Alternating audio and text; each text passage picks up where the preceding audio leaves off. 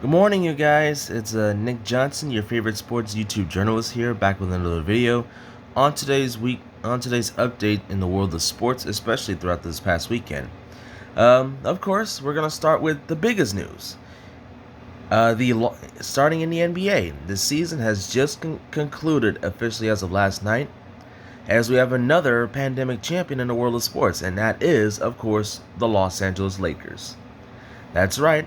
After failing to close out Game 5, wearing the Black Mamba jerseys Friday night, and resulting in a 111 to 108 loss to the Miami Heat behind the Heat's for the Heat, a brilliant 35-point triple-double from Jimmy Butler, and despite a 40-point effort from LeBron James and a 28-point 15-rebound effort from Anthony Davis, who was aggravating a heel injury at that time, the Lakers weren't able to seem to close it out. But last night, they did, and they did in a monstrous way. The Lakers flat out dominated the Miami Heat for the entire game, cruising to a 106-93 victory to win their 17th NBA title in franchise history, becoming NBA champions for the first time since 2010. Since Kobe Bryant and Pau Gasol guided them to back-to-back titles in 2009 and 2010. Yeah, so the Los Angeles Lakers have won the series in 6 games, 4 games to 2. And putting it in was been an improbable but incredible run for the Miami Heat. Them gave it their all behind the big performances from Jimmy Butler and the other role players throughout. The key in this Game 6 victory for LA was starting Alex Caruso in the lineup in place of Dwight Howard. So Caruso, who's been showing flashes of himself in this series, got the nod, and it worked out really well. The Lakers' smothering defense pretty much set the tone for the rest of the game, and basically containing the damages that Jimmy Butler had gave them for the majority of the series. So you had the lineup of Caruso, Kentavious Caldwell-Pope, Danny Green, who many people criticized and heavily were sending death threats to him and his fiancee for missing what could have been a championship-winning 3-point jump shot wide open in the dying seconds of Game 5 of Friday night's finals. But produced in a big way. I'm going to get into that in a minute. LeBron James and Anthony Davis at center. And it was enough for the Lakers defense to smother Miami's offense and limit what they can do offensively, and also turning up the notch on their own offensively. And of course, for the 4th time in his career, LeBron James is an NBA champion. And he finished last night's stats with 28 points, 14 rebounds, 14 rebounds, and 10 assists, therefore giving him another career playoff triple-double, and as a result, earning himself his 4th NBA Finals MVP as a result. And many people said that Anthony Davis should have won that, but after dominating the first 2 games, he just wasn't as explosive and dynamite as he was for the next 4 games then on. So that's probably why they would give that to LeBron, but that's neither here nor there. Of course, Anthony Davis in his prime is an NBA champion for the first time ever. And also in that night's game, Kentavious Caldwell-Pope had 17 points, and Rajon Rondo, coming off the bench, was really effective with 19 points as well. So the role players and the stars for the LA Lakers got the job done, both offensively and defensively, in transition, in the post, and setting the offense in motion, all that stuff. And with that, the Lakers, in what has been a long season, the longest season in NBA history, has finally overcome the odds and is bringing the Larry O'Brien Trophy back here to the city of Los Angeles as a result. I mean, right after the victory, because I live here in LA, you have many people popping off fireworks all over the block, all around the neighborhood, even at downtown Staples Center, popping off fireworks at close range, letting off heavy smoke, like almost insinuating a riot and trying to bust police cars open. Anytime the Lakers win a championship, everybody's going to act a fool. So, and of course, this has been a really trying season. Not only that has been long, it's also been one that's been filled with a lot of emotions and whatnot. You had the NBA nearly falling out with China to begin the season because they had their preseason up in China. We lose David Stern to start the new year. And then later on that month, the whole world suffered an even bigger loss when we lost the Black Mamba and LA Lakers icon Kobe Bean Bryant and his 13-year-old daughter Gianna, along with 7 other people, in a helicopter crash on the morning of January 26th up in Calabasas. So, then the loss of Kobe really rocked the NBA world and all of the city of Los Angeles, who he spent his entire 20-year Hall of Fame career with in a Laker uniform, had basically felt the emotion right to its core. And then to tap that off, you had the long suspension of the NBA season after Rudy Gobert tested positive for COVID-19 and everything else that followed afterwards. And it was suspended for 3 months before the NBA decided to resume play in the bubble up in Disney World in Orlando, Florida. So that's where we had the finals and everything, and the playoffs and the seeding games, everything. So, and of course, the Lakers, with the loss of Kobe, kept him on their minds as they marched their way to a 17th title, which now ties them with the Boston Celtics for most NBA titles in franchise history. So congratulations to the LA Lakers. Congrats to LeBron James, who is an Finals MVP for the 4th time ever, which he is now the first player in NBA history to win 3 NBA titles to win multiple championships with 3 different franchises. He won back-to-back titles with the Miami Heat, and he won one with the Cleveland Cavaliers in 2016, and he's done one here for the LA Lakers. So congrats to the Lakers, and congratulations to the Miami Heat once again, with Jimmy Butler, Bam Adebayo at the helm. By the way, Jimmy Butler was kind of non-existent in last night's game, finishing with only 12 points. But Bam Adebayo led the way in scoring with 25 points and 10 rebounds, but that was just about it. The Heat just couldn't produce anything offensively against that smothering defense of LA. So, congratulations to the Lakers. Congrats to us, everybody here in the city of Los Angeles in particular. Can't wait to see what the parade is going to look like, if there's going to be one. I mean, I might go, but with the whole COVID situation, I don't know, but it's probably going to be worth it, Yeah. Anyways, the NBA season's over. Congratulations to the LA Lakers. Congratulations to the Miami Heat for an exciting NBA Finals. Great playoff runs. Everything. So, it's just magical. Now, let's shift over to the NFL action. Hold on. As we all know, it's been a really hectic week in the NFL with the Tennessee Titans and the New England Patriots being plagued by COVID-19 left and right. As of today, the Titans have no positive tests in their organization as of today, so their Tuesday night matchup against the Buffalo Bills will go on as scheduled. But the New England Patriots have not been so lucky. As of today, there were 2 more players, rather as of yesterday, 2 more players on their squad, both of them in the practice squad, have tested positive for COVID-19. So their week, what could have been today's matchup against the Denver Broncos, has been officially postponed and rescheduled at a later date. So what could have been a week 7 or week 8 bye week is now officially this week. So we have our bye week earlier than expected, along with Green Bay and Detroit, as well as Denver. And Patriots cornerback Jason McCourty put this emphatically.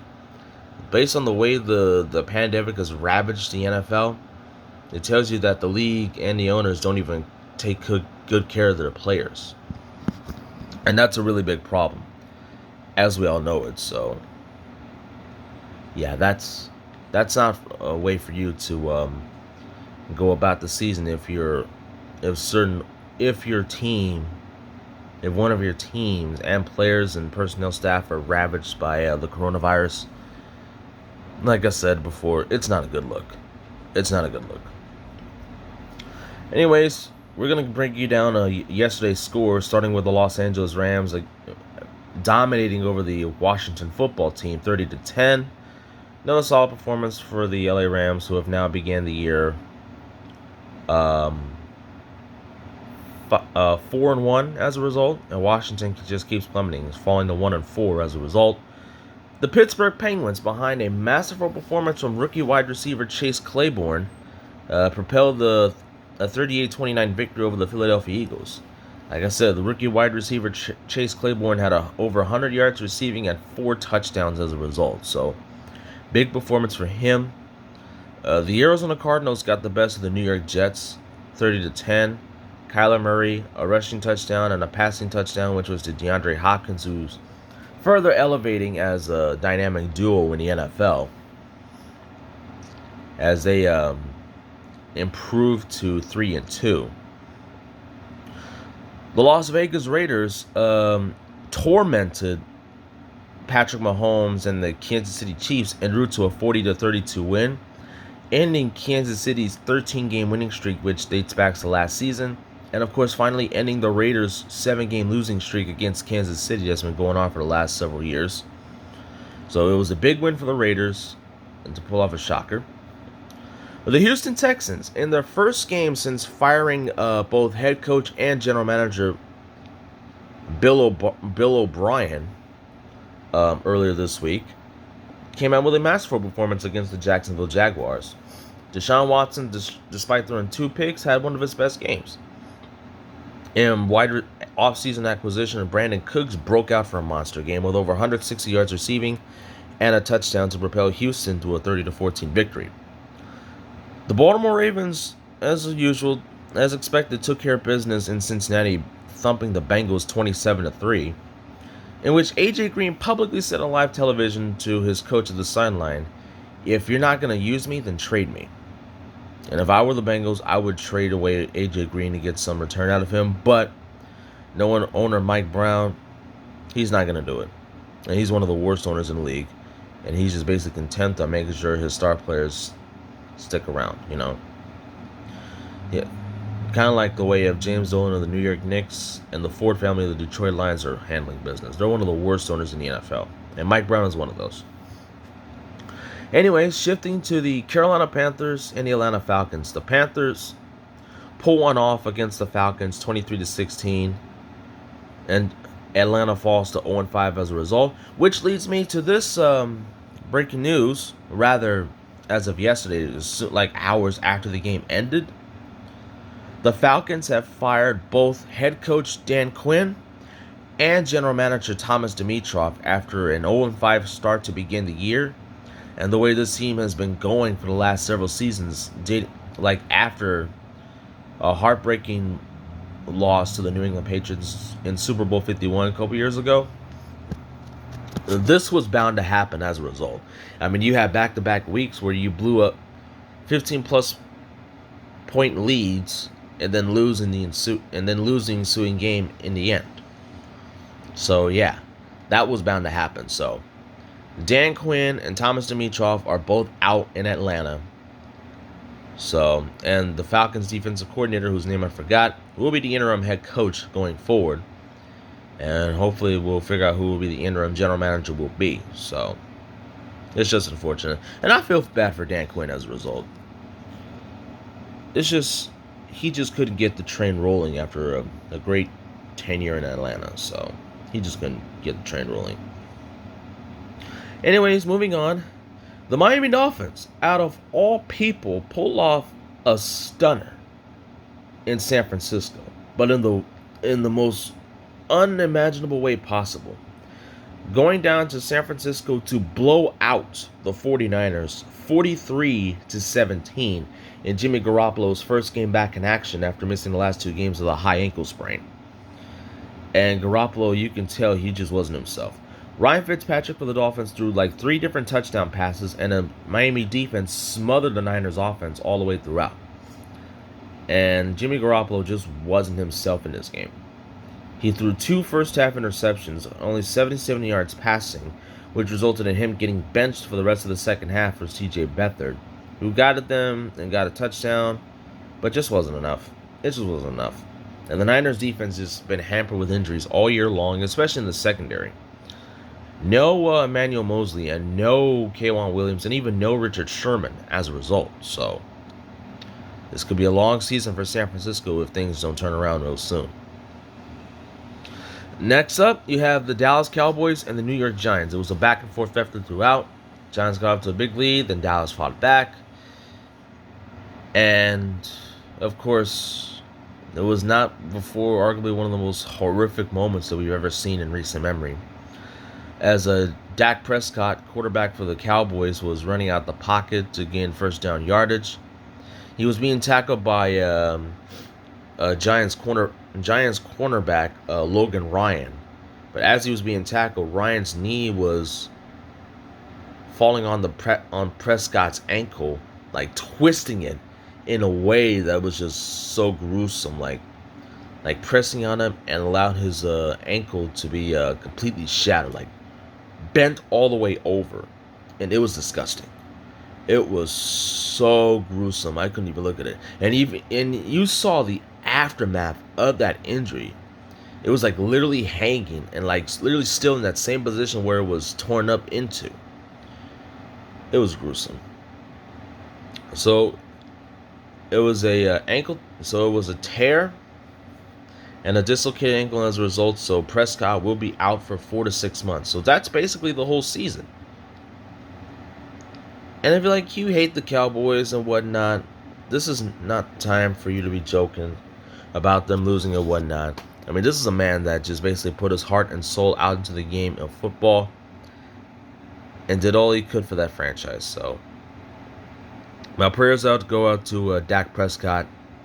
Hopefully he recovers. And it's been like a real roller coaster year as a result. He already lost his brother due to murder, I believe. He opened up about depression, and now this. And you could see his reaction as he was being carted off from the field. So it's tough for him to go out like that. It really is. Nonetheless, former longtime Cincinnati Bengals starter Andy Dalton, who filled in for the rest of the game for Dak Prescott, and he drove the Cowboys down the length of the field. And the Cowboys were able to win the game on a game-winning field goal to propel them to a 37-34 win over the Giants and move their record to 2-3. So, yeah, it was just a tough situation. So, prayers go out to Prescott, and my sympathies are with the Cowboys fans as a result. The Cleveland Indians got the the Cleveland Browns. The Cleveland Browns got the best of the Indianapolis Colts, 32-23, by a solid performance from Baker Mayfield and a solid ground game as a result.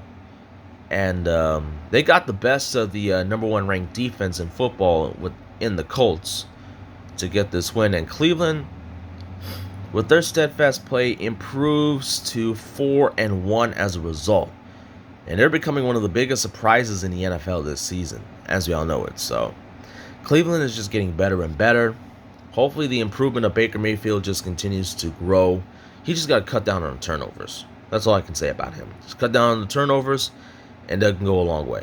And, of course, it's like their first game without Nick Chubb, their leading rusher, who's going to be out for the next 5 to 7 weeks due to an ankle injury, or rather a knee injury. So, Kareem Hunt got the best of the bulk. So, and then you close it out with the Sunday night game between the Seattle Seahawks and the Minnesota Vikings. Vikings were up big, 13-0 in the quarter before the Seahawks, through masterful efforts from Chris Carson and Russell Wilson, led them to a come-from-behind victory to win it 27-26. Russell Wilson had 3 touchdown passes despite throwing a near costly interception. 2 of those touchdowns were to DK Metcalf, who caught the game winner with just under a minute remaining in the game to help Seattle win by just a 1-point win. So that tells you how much of an MVP season Russell Wilson is having as a result. So, and this is a Seahawks team that's been making a lot of noise, so no joke and whatnot. So, and of course tonight, you're going to have the Monday night game between the New Orleans Saints and the Los Angeles Chargers. in which the Saints are still going to be without Michael Thomas. Now, Michael Thomas was a limited participant in this week's practice sessions with the Saints, but he's still not going to be playing because he has been benched as a result of an altercation with one of his teammates that occurred earlier this week. So he's not going to play in tonight's game against the Chargers due to disciplinary reasons. So then that's kind of disappointing. So, but at the same time, it's the NFL. You get disciplined for some stupid shit like that, which is expected. And of course, Tuesday, you're still going to have the Buffalo Bills and the Tennessee Titans to wrap up the week. It's the first time ever that we're going to have a football game on a Tuesday night. It's kind of, what we expect. Yeah, so that basically kind of wraps up this week of NFL action. Well, I'll tell you the final scores of the next two games in the upcoming days. So do be sure to check it out. And then we're gonna close it out with Major League Baseball's postseason. As of Friday night, the Tampa Bay Rays got the best of the New York Yankees in the decisive Game 5 of the American League Division Series Friday night to win the game 2-1 and the series 3-2. Their first baseman / second baseman, their infielder Mike Brasso, nailed a go-ahead, series-clinching solo home run to left field off of New York Yankees all-star closer Aroldis Chapman to propel Tampa to a 2-1 victory and advance to the American League Championship Series for the first time since 2008, when they won the American League pennant in their trip to the World Series that year. So, which means they took on the Houston Astros. They will take on the Houston Astros in Game 1, in which we just had last night. And the Rays got the best of the Astros in the opener 2-1 behind a masterful performance from Blake Snell. And the Rays were able to strike first blood as a result. Hold up. Let me pull up the stat sheet. Yes, so the final score was 2-1. Final score was 2-1 for Tampa over Houston. Like I said, Blake Snell went through 5 innings, giving up only 6 hits and a run. Only 2 walks. Even though he only made 2 strikeouts, it was still enough for the Rays to get that opening win over the Astros. So he basically kept Houston's lineup in check for the majority of the game. So great performance for him. And of course, you're going to have Game 2 tonight between the Rays and the Astros. And tonight, you're also going to have Game 1 of the National League Championship Series between the Los Angeles Dodgers and the Atlanta Braves. The Braves, who are coming off masterful postseason start, 4 different shutouts in its first 5 postseason games against the Cincinnati Reds and the Miami Marlins, respectively, looking to continue that trend. And Travis d'Arnaud, their catcher, has become like the unsung hero, the offensive hero for these Brave squad this season. And the Los Angeles Dodgers, what else can you say about them? You have an MVP caliber season from off-season acquisition Mookie Betts, a great playoff series from Cody Bellinger, and good performances from Walker Buehler and Clayton Kershaw throughout, including the emergence of Julio Urias and Dustin May as a result, and Will Smith coming off a masterful postseason performance in a clinching winner over San Diego. The Dodgers are clicking on all cylinders, and hopefully they can take Game 1 of the opener against the Braves, as we all know it. If I'm correct, I know that Walker Buehler is going to get the nod on the mound for the Dodgers, while Max Fried will be going opposite side of him. So far, the numbers tell for itself in postseason career ERA or this season-wise as a result. So yeah, it's going to be a really interesting one to see exactly where this will go. But in terms of series-wise, it's going to go a long way. But anyways, That's all I have for today's updates. I know I kind of stuttered a little bit and whatnot, but I was just making sure I get my points across thoroughly and whatnot. So, yeah, that's all I have for today's updates. Make sure to hit the like and subscribe button. Make sure to hit that bell com button where you get my daily notification updates on my videos for the upcoming future. Let me know what you think in the comments section. Do you think the Lakers championship win was an asterisk or was it well deserved? Um, what are your thoughts on yesterday's action in the NFL? And who do you think will represent both the American League and the National League in the World Series? So, who do you think has the best chance? Who do you think is a wild card? Who do you think is a dark horse? Like, let me know exactly what you guys think. And yeah, once again, hit the like and subscribe button. Hit that bell com button where you get my daily updates on my videos. Let me know what you think in the comment section. And with that being said, this is Nick Johnson, your favorite sports YouTube journalist, and I'm out. Peace.